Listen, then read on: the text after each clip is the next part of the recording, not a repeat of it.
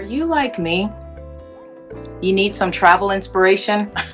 You want to travel, but you don't have the time, or you feel like you can't, or it seems like this grand, spectacular occurrence that has to take place. Or maybe you are a travel person. Maybe you need some inspiration. Maybe you need to link up with a fellow traveler. Well, today on Spiritual Vitamin C, the podcast, we have a person who is all things travel. And this episode I have entitled Lifestyle Episode, Come Travel With Me. This is Kenya from Spiritual Vitamin C, the podcast. Truth alert. Living for God is the biggest win. Knowing how? Now that's the question. Story by story, we present and break down God's holy word and give practical tips on how to apply kingdom principles today. So stay tuned. Dominique Beaumonte, who I think of as a Renaissance man. He is a modern day do everything well. He is a elder in the church. He is a youth pastor. He serves as a youth ministry leader. He is a member of Phi Alpha Fraternity Incorporated. He is involved in not only just the four walls of the church, but he allows his reach to be felt outside of the church. He is involved in civil engagement and in outreach opportunities. He loves mentoring. He loves young people. He loves the Lord, and he loves to travel. And so today I have with me Dominique Beaumonte, and he also has his own podcast entitled Seasoned with Salt, the podcast. And he has his own travel blog known as Travel Beau. And I'm super excited that he said yes to coming on today. And so, Spiritual Vitamin C, let's welcome Dominique Beaumonte. Hello, hello, hello, hello. How are you, Elder Beaumonte? Extremely blessed, Dominique. Oh my gosh, we're going to do that again.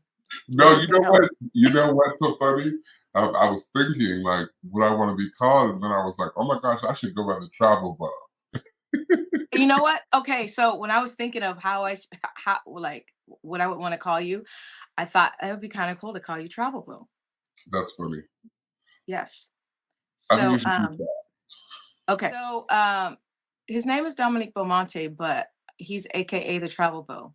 And if you're like me, maybe you can kind of live a little bit through his life on his travel blog. And I'm so excited that he has agreed to come. And so, Mr. Travel Beau. Hey. How are you? I'm doing really well. Like, I wish I was somewhere. And where? Oh, I have this really strong urge to drive to Benicia today. I love Benicia. Okay. I have followed your page, and what's the deal with Benicia? You know what? So I don't know how I don't know how deep you want me to get quickly, but essentially, I just had a season of life where I felt like my time was up in California, and I was like, oh my gosh, I want to move. I'm from Seattle. I like to miss my family. I don't have any blood relatives in the greater Sacramento area, so I was like, man, I just really want to get out and go somewhere. And when the pandemic happened, there wasn't anywhere to go, right? And I'm already a loner, right? Like, I like being by myself, so like it wasn't like being at home wasn't like this like big relief. So I was like, I want to learn about places. And so some of my friends were having church during the pandemic outside, and I drive to where their churches were, and on the way back, like as the hotels would open, I'd stop by and like stay at these hotels. So this one particular time, actually a mutual friend of ours was having church. He invited me to preach. I came down. They had a great service and food afterwards, and I'm driving back to Sacramento, and I am dead dog tired. And I'm like, I got to figure out somewhere to stop. So I'm like, you know what? Wherever I stop, I'm gonna stay there. I'm gonna fall asleep. I'm gonna wake up and explore the city. And that was how I found out about Walnut Creek. So don't live in Walnut Creek. I'm like, wait a minute, like there's something to this whole Northern California thing that I have not discovered. It was this beautiful, spirited night where like all the restaurants are out on the streets and there's all these great. So I was like, oh my gosh, I need to keep doing this. So I left the next day. I left Walnut Creek and like started like venturing towards Benicia. I was just getting off at exits and like looking for parks and coffee shops and things that were open. And so that's sort of the beginning of my passion for Northern California travel, and particularly Walnut Creek and Benicia. Wow. Okay. Mm-hmm. That's good. Yeah. Walnut Creek, my job headquarters is there. And so Oh, yeah. I've been there a couple times and it is really pretty. I don't know about Benicia, but I believe it. If you said it is, then it's got to be beautiful. Benicia's the same thing. You gotta I like water, so like you really have to. Later on, I'll tell you about like my fascination with parks and how like the Travel Beau came to be a thing. So it might bring some light to the beauty and value of Benicia, but yeah. How did you get started with the travel Beau, your love for travel? Mm-hmm. So after the pandemic started, I was just like working really hard. Earlier in the pandemic, the job that I had at the time, I was sort of like running back and forth to the office to make sure that things were safe there. So I felt kind of tied to the office, at least to make sure that everything was okay, even though nobody was working there. And there was sort of this groove in the pandemic where people were actually like taking vacation and just like. Really? That was happening? That was happening. Like people were like, I'm tired of like being in front of Zooms. I'm tired of like, I just need a mental break, even if it's just to go to a park. Things are starting to open up a little bit. Okay. And so the half of the leadership team at my job had gone on a vacation. And people were comfortable going to their family, just lots of things are happening in this season. So I was like, I'm not going to tell anybody, but I'm going to go in June. I think it was June of 2020. I'm going to go to Seattle. I'm going to like crash on my brother's couch for a couple of days, and I'm just going to enjoy it. So I did that, and I had decided I'm going to go to every park that I could like find, because like nobody wanted to do anything, and I was like, all the parks are open because you have to walk your dog. There's water, like.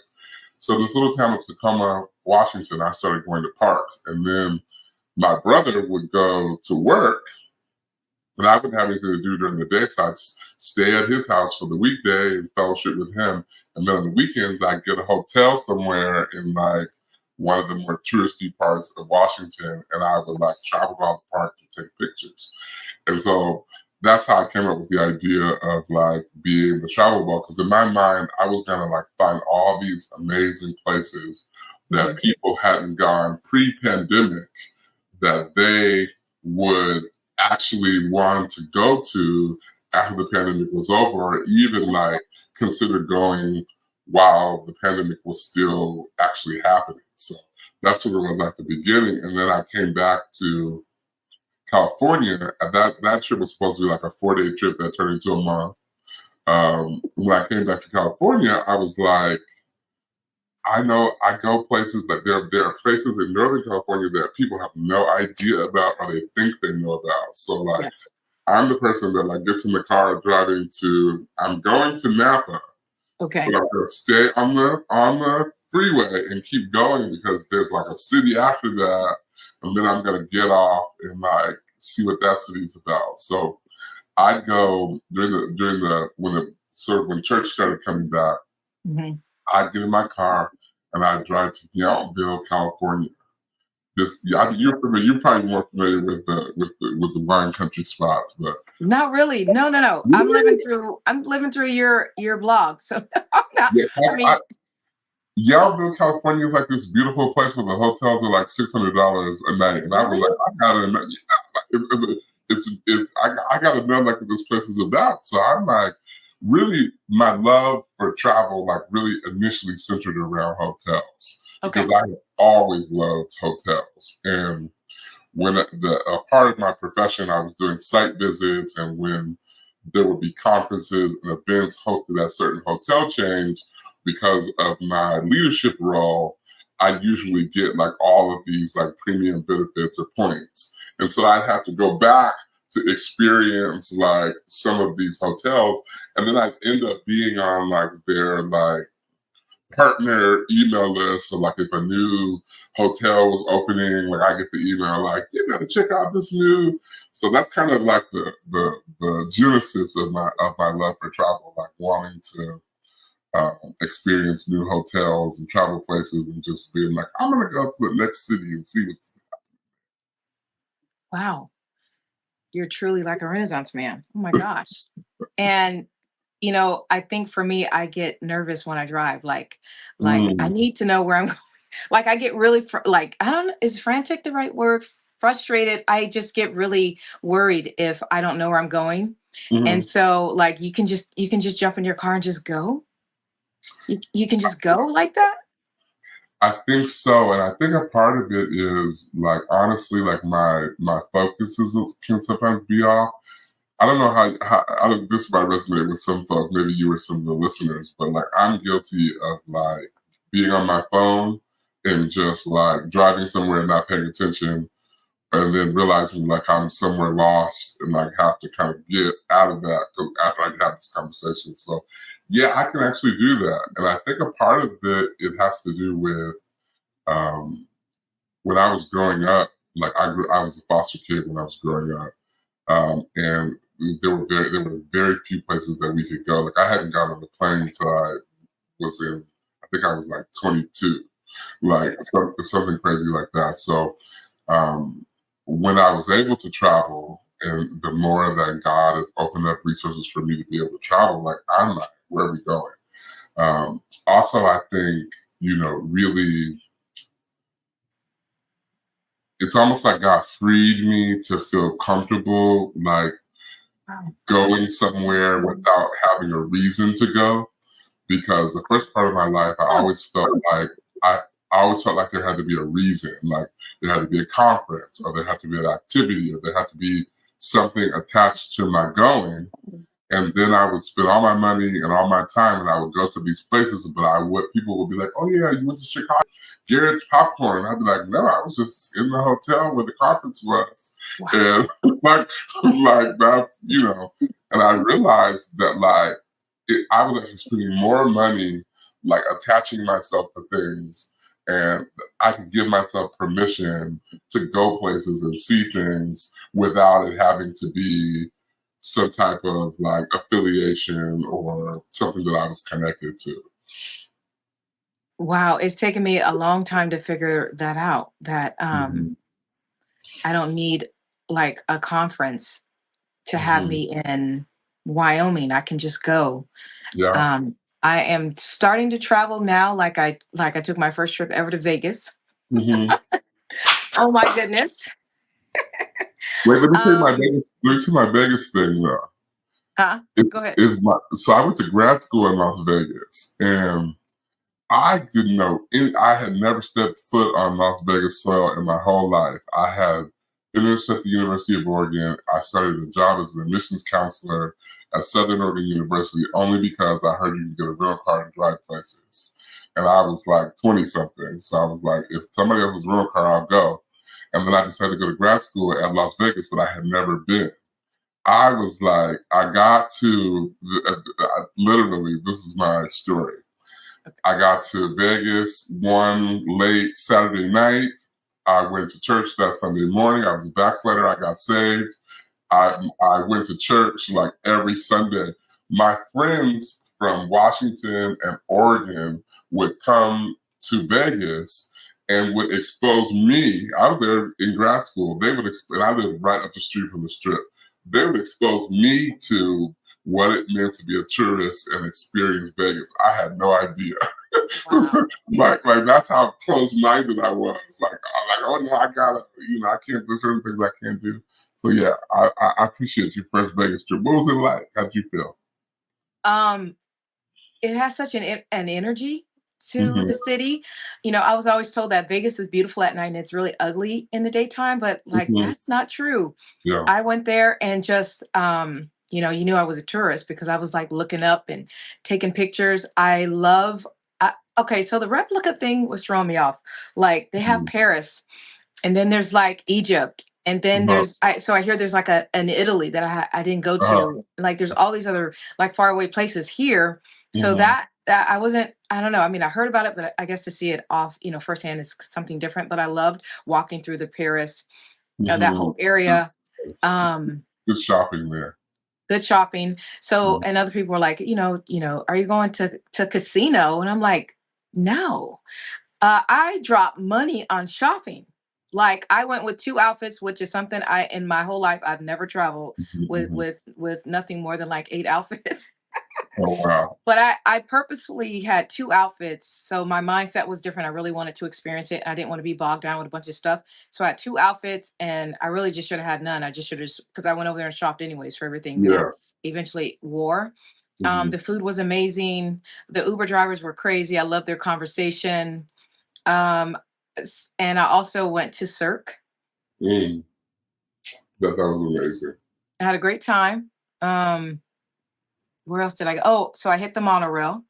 I was told by a lady, you got to jump on the monorail. And so I did that with my mom. I didn't go to the Sphere. So I now have a reason to go back. Like I felt like the other day, like I could go back like really, really, really soon. So I really enjoyed being in Vegas. Yeah. You gotta go, there are themes to go. Cause I know like when my friends came for like a bachelor party, that was an experience. Going for a wedding is an experience. Going for a boxing match is an experience. Going for a concert or to see a show is an experience. Like if you're building your experience around like whatever hotel that you stay at. Since I went to church there and I was really into like coaching and stuff like that. Like my experience was, especially being a young adult, like can you imagine being a young adult there in ministry? Like we get out of morning worship and we would go to casinos where the buffets were like $5. Really? And then we go to evening service. We go to YPWW and evening service and then go back to the buffets. And some of the older saints would be like, oh no, we don't we don't casino. But it's like, how can you not go to the casinos because like you can get steak and eggs for $5? Yes. So that's kind of always funny, but it's an amazing place, and like I think you can kind of pick your experience. You know, I never was one of those people that was like, I'm gonna go the cheap route and just, like have the $39 hotel and like just be out on the strip. I'm more of like I want the best pool experience. Yes. Like I want to be in the water, then I want to walk the strip at night, that kind of thing. So you make it what you want it to be. Yes, I am going back. It's only an hour from where I am, an hour and a half. That's crazy. All this time. I don't know. Maybe it's just the mindset of like, let me pack and go. Yeah. But I wasn't even half finished. I had to stop shopping. Yeah.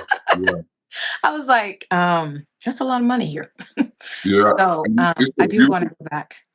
And things are open later, right, Susan? You could like go on a Saturday morning and come back on a Sunday night, and you will have had like a really full experience, right? Like, if you're going to rest, like last time that I went, one of my friends was preaching at a church, and I surprised him. I stayed off the strip in a really nice place, that had a spa, and I just kind of relaxed. And then on the way out, I hit some of the spa, some of the spots on the strip and stuff. So you make it what you want it to be. What's one of your favorite spots on the strip? So I really like the Aria. Like I love the Wynn. Honestly, like when I was there, I spent a lot of time at the Fashion Show Mall. I was there.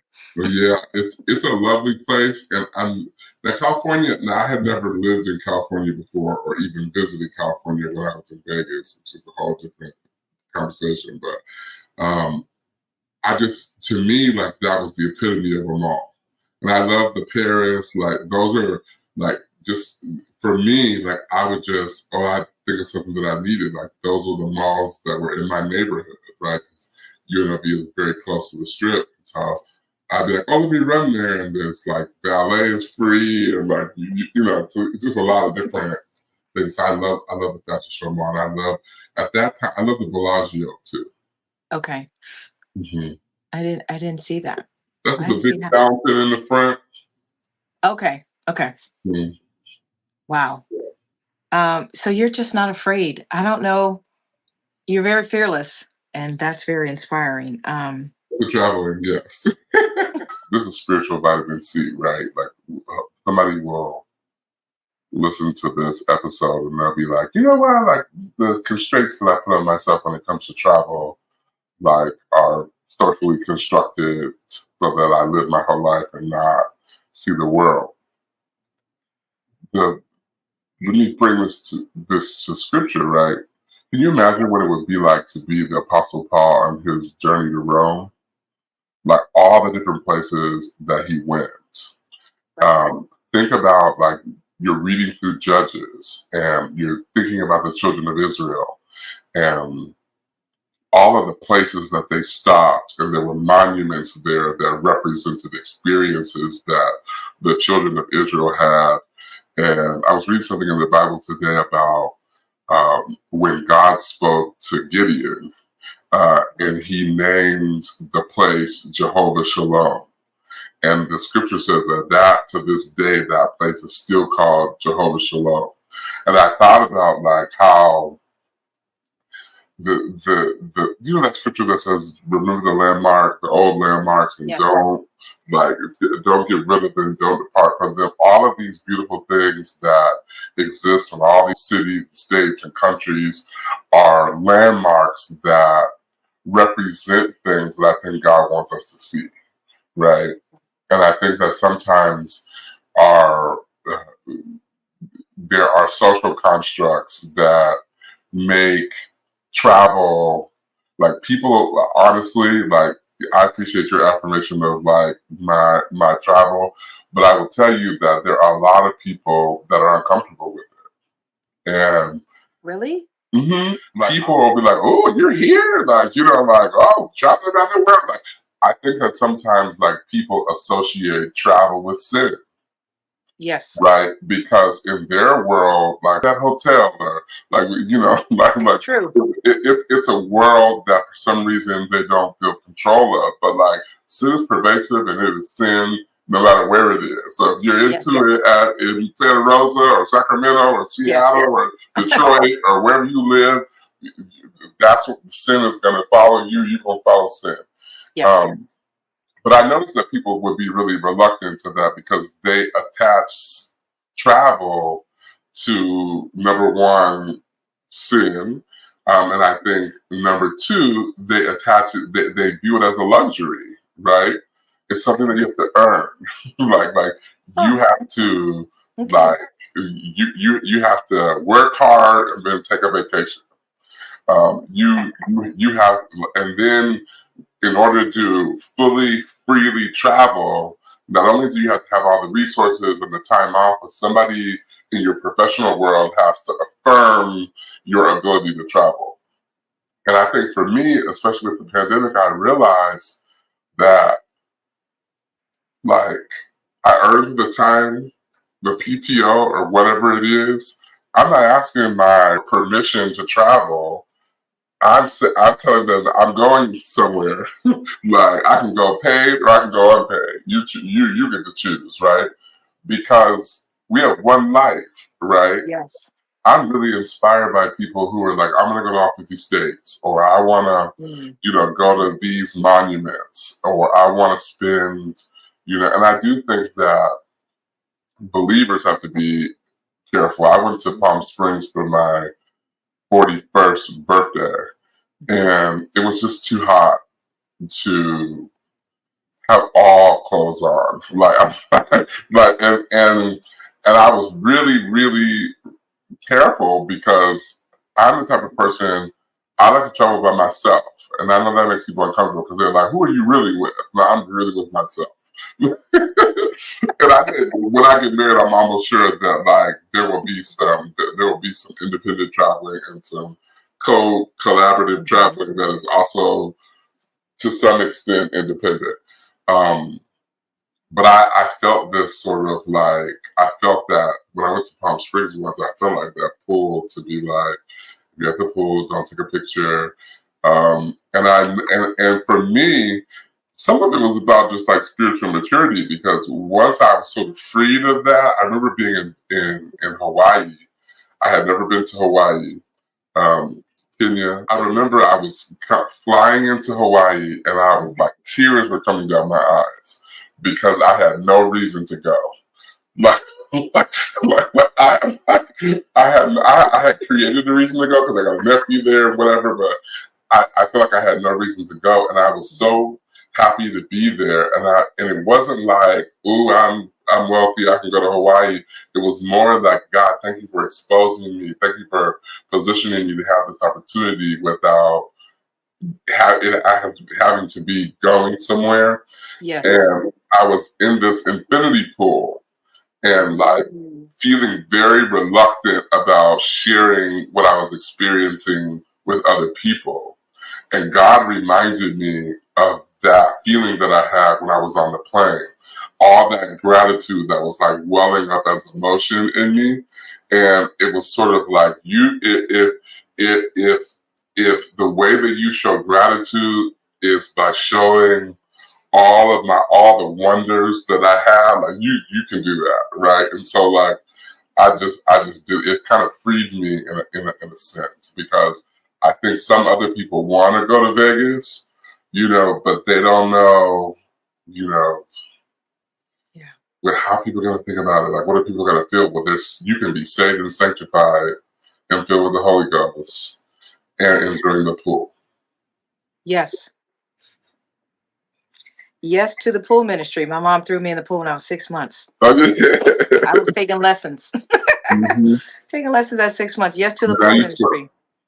Huh? And now you can swim. Hey, I can swim in 5 feet of water, 12 feet of water. Yes, I love swimming.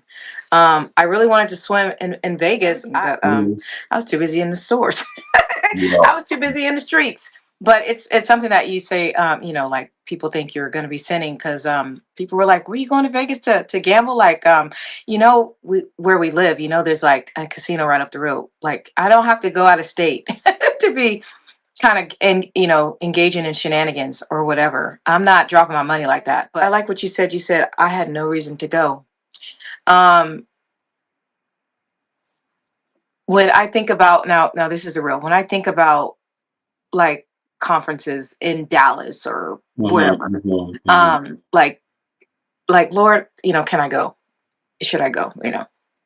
And then when it comes to like travel, I'm like going in prayer. Like, what is, like, I had to see that like in my mind somewhere. I think that God is so for me going to all these conventions, but maybe there's a little bit of restraint or hesitation on his part for me to go on vacation. And I had to see that in my own mind, that I don't even think twice about booking and dropping like thousands of dollars easy on a church convention, because that's the culture that I live in, and this is what we're doing, and but it just started to occur to me that I don't want to be running through life.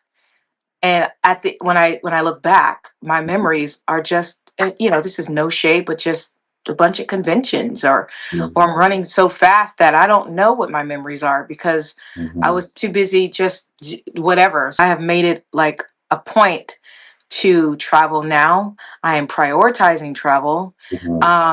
I used to feel like I would have to say I'm sorry because I'm traveling. And because I thought that my perception is that maybe God didn't want me to travel. So I had to like break through all the psychological stuff. Yeah. It's you know what I mean? So that I could enjoy myself. And you were talking about like this feeling like going to Hawaii. Like, I really felt that way about going to Las Vegas. And you know what happens, that I think we have to realize that just sometimes we're afraid to leave, because we feel like we're leaving something behind that like needs us. Sometimes you need a break from it, and sometimes it needs a break from you. And sometimes you going away helps you to appreciate what you left more, and sometimes what you left learns to appreciate you more, right? And so like you're it's a blessing when people are like, oh my gosh, we missed you. You know, but it's also a blessing to know like, you know, I was actually somewhere enjoying myself. My church mother, she went to Hawaii a couple of weeks ago, and I think in people's mind, people are like, "Oh yeah, you must just really rested." And she said something that like really got me to thinking. She was like, "I had decided to be a tourist on that trip, and I didn't rest the way that people think that I rested." And so when I got home, like I needed to decide to rest, to recalibrate. And sometimes travel is that, right? Like when you're saying, I'm gonna overextend myself, I got a project, I got things I wanna see, I wanna explore. And sometimes you're gonna go to that boutique hotel and sit by the pool and like order some food, right? Like I mean it just depends on like what your body needs and what you need spiritually and mentally. You mentioned earlier what's the deal about Benicia. There's a park bench there. And I'm not, God is omnipresent and he talks and speaks and moves everywhere. But for some strange reason, I have built this sort of pattern where God has really spoken to me on this park bench in Benicia by the water.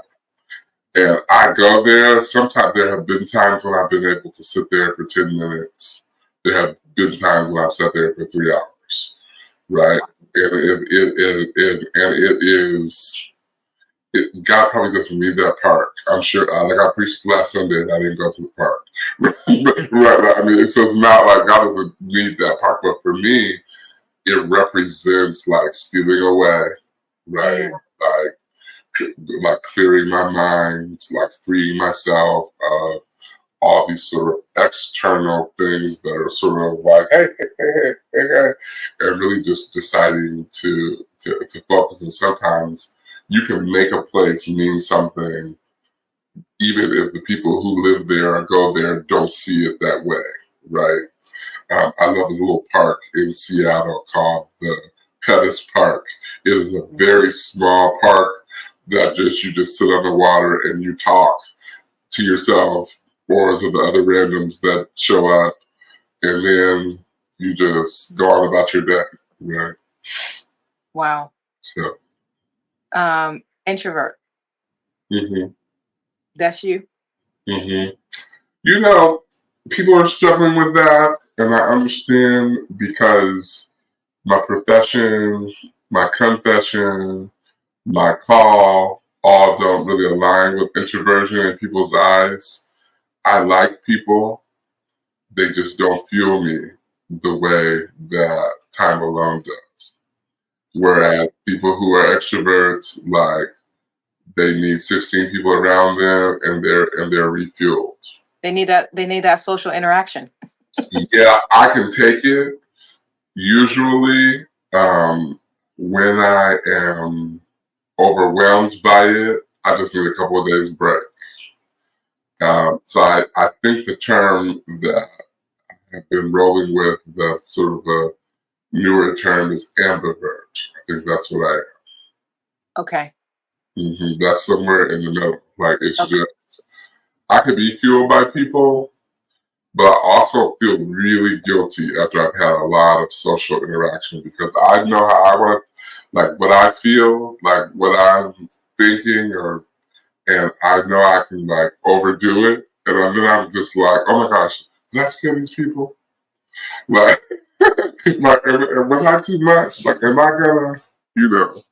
Are you gonna regret it later? Am I gonna regret it later? Did I say something that usually I would say to myself, but like I was sort of overwhelmed with the movement and the people that I'm like, okay, I gotta rewind what I said. to make sure I didn't say something crazy. I'm the person that like sends a text message like 30 minutes after, like, if I said anything, forgive me. Because I don't know. I'm so, there's something goes off in me, like, you're being socially interactive, you might as well just go all in, and then it's just like, oops. That's right. Go all in. You know, what I'm realizing is people don't fit in neat boxes.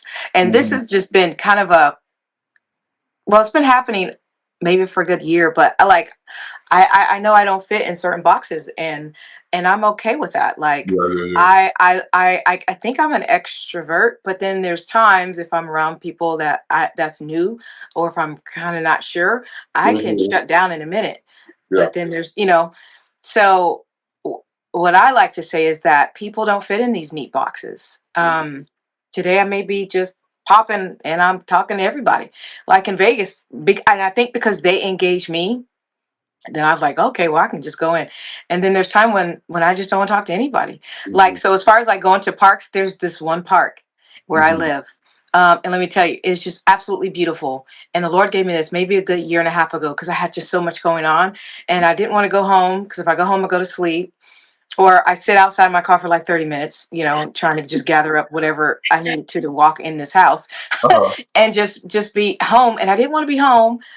And so there's just there's the one certain park, right, or the one certain street where it is really like magical, where I go in and it almost seems like the city disappears. And there have been times that I've like gotten out and I've like walked around. I'm like, I can't be walking on the trail by myself. So I get back in my car, and what I've done is like I've brought the word of God, and I've dropped my windows, and I've dropped my chair, and I'm like just there for an hour, and then when I feel better, I go home and go to sleep. So I do understand about like a certain place, and God meets you, because it doesn't have to be in church. No. God knows what we need, and once again, things are not like in neat little boxes because it makes us comfortable. Yeah, God is spirit.